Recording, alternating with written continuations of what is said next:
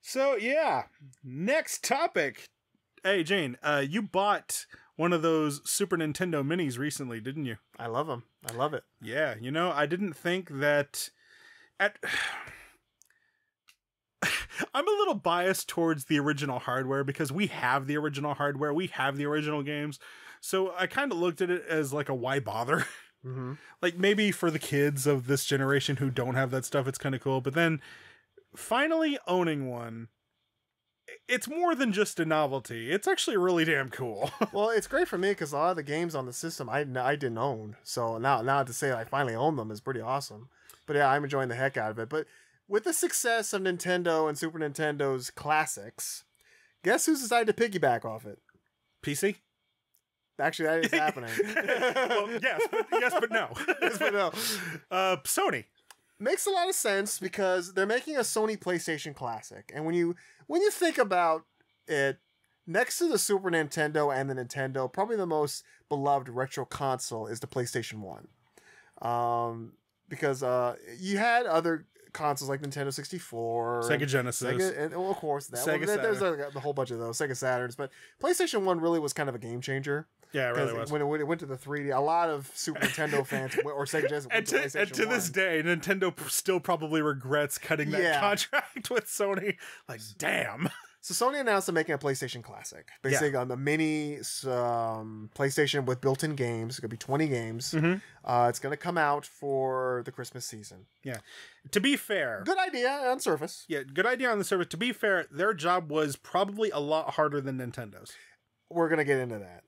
They recently announced the 20 games list, the full list. Mm-hmm. And, oh, shoot. Can you bring up... I will. You actually, keep talking. I'll bring it up. Yeah. So they announced the full 20 games list. To say that this list is somewhat lackluster is a bit of an understatement. Now, I'm not saying the games on it are bad, but... when you take a look at the thing about when you look at the Nintendo and Super Nintendo games, those games really represent the cream of the crop for those systems, the best those systems have to offer. That's why I think a classic system should be. It should show the best that the system has to offer with a couple of hidden gems here and there. Mm-hmm. Like Earthbound. Like Earthbound, exactly, like Earthbound. Now, here is the list, if we can bring it up. I'm trying to. They're going on. And, oh, wait. Here, I think it's here. Okay, here we go. All right, here we go. Here's the 20 games that come on the Classic. Keep in mind, this system is worth $100. Go. All right. Battle Arena Toshinden, which was a launch title. Yeah, go ahead, list off. Yeah. Yeah, Battle Arena Toshinden, Cool Borders 2, mm-hmm. Destruction Derby, Final Fantasy VII, okay. Grand Theft Auto, Intelligent Cube, Jumping Flash, Metal Gear Solid, okay. Mr. Driller, Oddworld Abe's Odyssey, Rayman, Resident Evil Director's Cut, Persona Revelations, Ridge Racer Type 4, Super Puzzle Fighter 2 Turbo, Siphon Filter, Tekken 3, Tom Clancy's Rainbow Six, Twisted Metal, and Wild Arms. Now, everyone's opinion is different. You may look at that list and say, yeah, I'll pay for that. So this is just our subjective opinion. Mm-hmm. That list does not make me want to fork over $100 for No, this sucks. Now, there are a few games. Basically, I've been, and not just me, but I've also been looking at a lot of top 20 PlayStation games.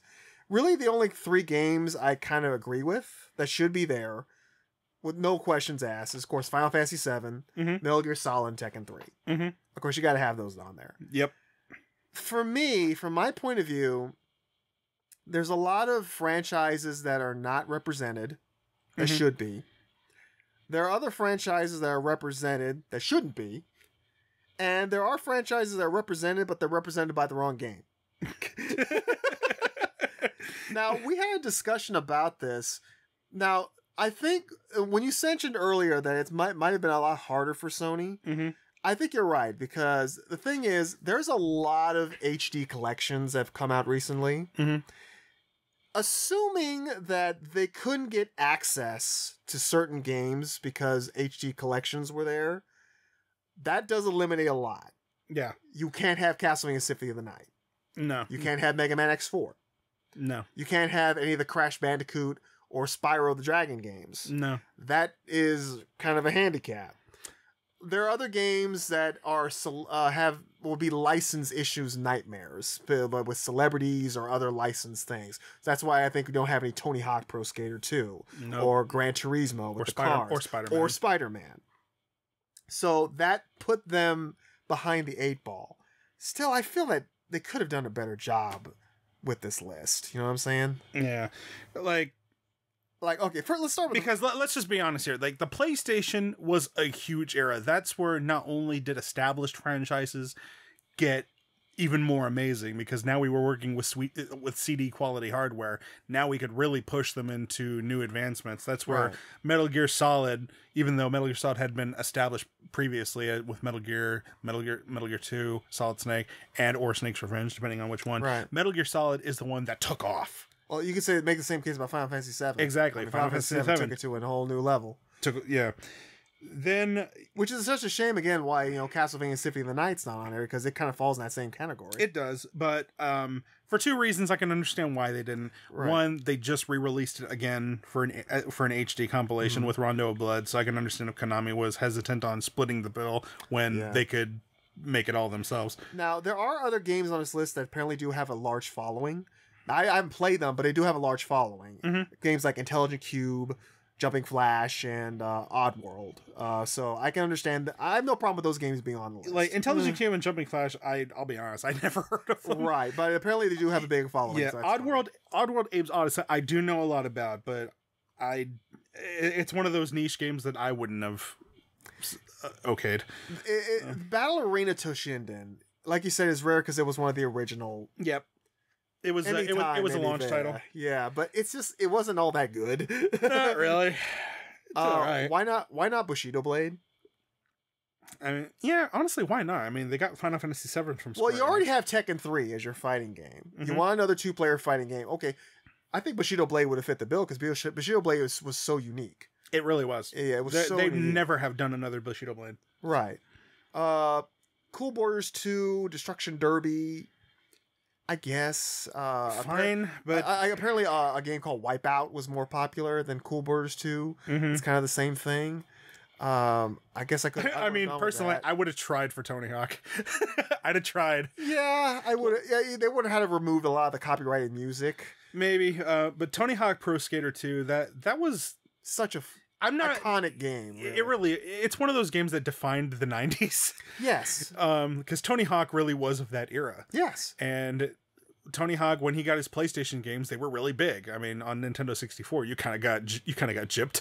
Yeah. But I mean, I'm not even a Tony Hawk fan, nor really much of a pro skating aficionado, but even I could acknowledge I had friends that had those games. You want games that really are a snapshot of what made the PlayStation 1 great. And a representation of its era. Thank you. So, yeah, Tony Hawk's Pro Skater 2 or Pro Skater 3.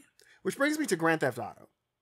Now, Grand Theft Auto, it's a name. Yeah. It's a big name. Mm-hmm. The problem is the first Grand Theft Auto was very different from... Grand Theft Auto 1 and Grand Theft Auto 2. Grand Theft Auto didn't really get big until Grand Theft Auto 3. PlayStation 2. Yeah, when I think of Grand Theft Auto, I think of PlayStation 2. Mm-hmm. So I don't know if this was... I don't know if I would have had it here. Same thing goes with Revolution's Persona. Like, Persona is, again, it's a big name. Mm-hmm. It's a popular series. I don't think Persona really took off, or at least later on. I didn't start hearing about it until Persona 3. Thank you. I think of, when I think of the Persona series, I think of other consoles. I don't necessarily the first one. Yeah, considering the fact there's so many other RPGs that came out of the PlayStation 1 that could have taken spot, like Final Fantasy Tactics. Yeah, but then you also have to question, like, how many people buying this are going to be RPG fans. You gotta have some more RPGs than Final Fantasy VII, because RPGs was so big during them. I think Wild Arms was an RPG. Is that correct? Yeah? Wild Arms is on here. Yeah, but and apparently Parasite Eve is on the Japanese version of this. That pissed me off. Oh, that sucks. That pissed me off. Other games now. when I said that there were other games that are represented, but I think they're represented by the wrong game. Resident Evil Director's Cut. Look, Resident Evil Director's Cut, good game, very good game. I would have gone with Resident Evil 2. Everybody would have gone with Resident Evil 2. And that's coming from a guy who's a much more Chris Redfield fan than I am a Leon Kennedy fan. But I can still acknowledge that yes, Resident Evil 2 was the Resident Evil 2 was just a much better game. Or skip Resident Evil and do a dark horse, maybe Dino Crisis. You know, because it was kind of like Resident Evil dinosaurs. I would have gone with Resident Evil 2 or Dino Crisis in that case. Another one, Rayman. I would have gone Rayman 2. Yeah, I think of Rayman 2. Twisted Metal. I would have gone with Twisted Metal 2. Yeah, you know, and one franchise that I think was a really odd choice was Siphon Filter. Siphon Filter is one of those games that really took advantage of the DualShock. Well, that's another thing too. Is that another strange thing about this console is it used, I guess, the first era or the first types where they didn't have the DualShocks. Yeah, their controllers don't have the DualShock analog sticks. Yeah. And later on, when they came out with the DualShock controllers, that's when other franchises started utilizing it. Siphon Filter was one of those games that really benefited from a DualShock because the characters, or the character when you're running around, he runs around and doesn't snap into one of the angles like how a lot of other games do. No, like it's actually full complete 3D movement depending on where you move the analog stick. And Siphon Filter, it has its fans, it's a popular series, but I just feel like it's a little redundant to have Siphon Filter on this along with Metal Gear Solid. Yeah, when you got Metal Gear, who's clearly going to outclass it in every way. Speaking of the lack of the anthology, the analog sticks, good luck playing Tom Clancy's Rainbow Six on this. Yeah. And of course, because they don't have the DualShock, that did unfortunately eliminate a lot of games. Like Ape Escape. Ape Escape is gone. You're not going to get Mega Man Legends 2. What games would you have liked to have been on this thing? Well, I can't believe there's no Tomb Raider. Yeah, I know. Look, I know we're the big Tomb Raider fanboys here, but you gotta have Tomb Raider. Tomb Raider defined, is up there with Tony Hawk, and she defined the 90s. Everybody knew who Lara Croft was. She was popular on two platforms, PC and PlayStation 1. While people like our friend Jennifer Millwood was playing on PC, we're playing on PlayStation 1. All the European people were playing it over on the PC. Yeah. Americans were playing it on PlayStation. Now, my personal hope is that Square Enix will wise up and do like a Tomb Raider Classic Collection and release the full 6. But Tomb Raider should be on this. At least the first one. Yeah, exactly. Super Puzzle Fighter 2 Turbos is not a game. Fun game. It's a fun game, but it's an arcade type game. It's not a game that I don't. Why would you scream PlayStation 1 to me? Why would you put Super Puzzle Fighter 2 Turbo on there and not Street Fighter Alpha 3? Maybe because of the collection that recently came out, the 30th anniversary collection, since Alpha 3 is on there. Maybe. Yeah, I'm kind of using that kind of logic. You know, if that's the case, if that's the case. But yeah, I would have liked to see another one. I would like to see is I know I'm going to say this wrong. Shodinden 2, which was Suikoden. Thank you. That was a Konami RPG. Yes, it was critically acclaimed, but not a lot of people played it because it had a very limited run. So if you try to get it on like Amazon, it's really expensive, and it's also pretty unique. If you put that game on here, that probably alone would have been worth the $100 purchase. Actually, you know what would have also really helped it? Misadventures of Tron. That could have been another one. I was thinking if you can't get X4, that is a $200 to $300 game right there. Yeah. So yeah, that or something for Mega Man Legends or Mega Man something like that. Honestly, yeah, I do believe that if you did put Misadventures of Tron on here, you would be obligated to put Mega Man Legends on here. And honestly, that alone would have filled your Mega Man. Yeah. Like we could eliminate the X series because honestly, the X series was really good on Super Nintendo. You don't need to revisit the later ones. Now, would you have Silent Hill on here? I would have had Silent Hill on here. I would have filled both. Controversial because many people believe that the sequels 2 or 3 were better representations of Silent Hill. To some people, maybe Silent Hill is more of a PlayStation 2 title. I would have had it on there, and you had Konami. You know, right there. 2 took off, but yeah, the first one was still good. It was really scary. Yeah, honestly, I'd say that as far like Silent Hill 1 is scarier than the entirety of the Resident Evil game. And I'm sorry to say that. I like both franchises, but there's no question. I like Silent Hill scares me a lot more than Resident Evil has ever tried. If you want another RPG, Vagrant Story is another possibility. All right. Yeah, that's another one. Some people have opted for like Final Fantasy Tactics. Tactics is another one. Legend of Dragoon, I think it's called. Yeah, Legend of Dragoon was a unique one. The bias in me says that Tales of Eternia. Oh, of course, we would want to have Tales of Destiny 2 on there.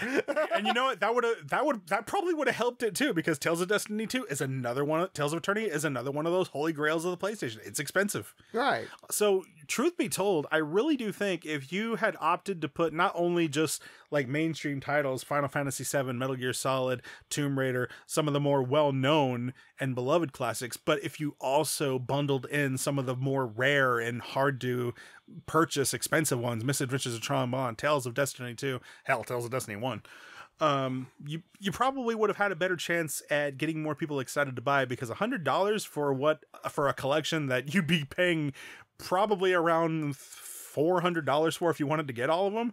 If you can't get Crash or Spyro, maybe Klonoa.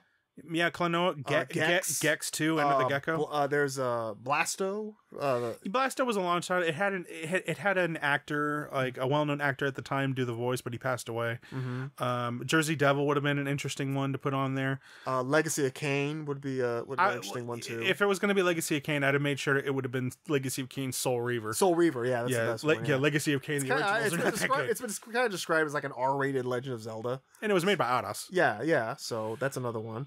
Or Crystal Dynamics, one of them. Tomba. Yeah, Tomba would have been a nice one to put on there. Mm-hmm. It's just like, it's all subjective. But in my personal opinion, this list and the fact there's no analog control is just telling me the whole thing was just rushed. Yeah. Not only is the lineup not that good, but apparently the system itself is doing bare minimum. Like, apparently it's been confirmed that the system is using an emulator. Mm-hmm.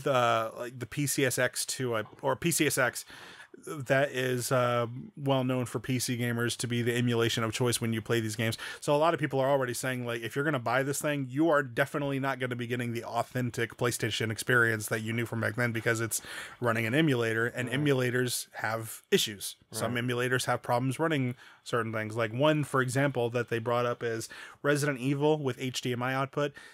Some of these old games, especially Resident Evil, have pre-rendered backgrounds, and when you're upscaling and stretching these to be HDMI, they don't look good. These pre-rendered backgrounds were rendered to be in the 240p or quality output that they were designed with. Right. So without remaking them from the ground up to match the output that you're going with now, stretching it out, it's not going to make it look pretty.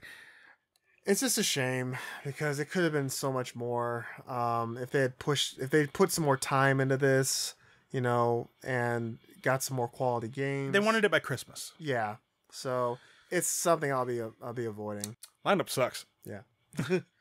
So yeah, guys, let us know your thoughts about the PlayStation Classic. Well, I guess if you're listening to us in your car, or maybe you can talk out loud, maybe we'll hear you. Or I don't know. I'm not feeling... Maybe something will happen to warrant the purchase later, but as it stands, it looks cool. I mean, aesthetically, it looks just like the Super Nintendo Mini and the NES Mini in terms of design. I like how it works, how the open button on the console, when you press it, it acts as the disc swapper. So when you're playing games like Metal Gear Solid and it gets to the part where you got to put in second disc, just press the button and it, boop, does it for you. So you're kind of getting the authentic experience in that.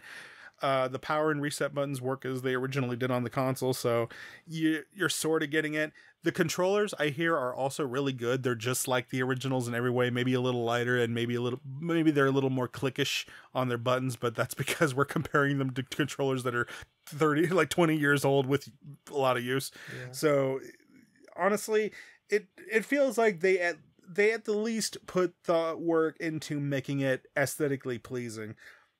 Everything else, time will tell. People will have to give you their hands-on experience. We don't have hands-on experience yet. I can only tell you what we've seen, what we know, and the lineup just doesn't impress. But we told you the lineup. Maybe these games you have more experience with than we certainly do. But hey, it's your money. You do what you want to do with it.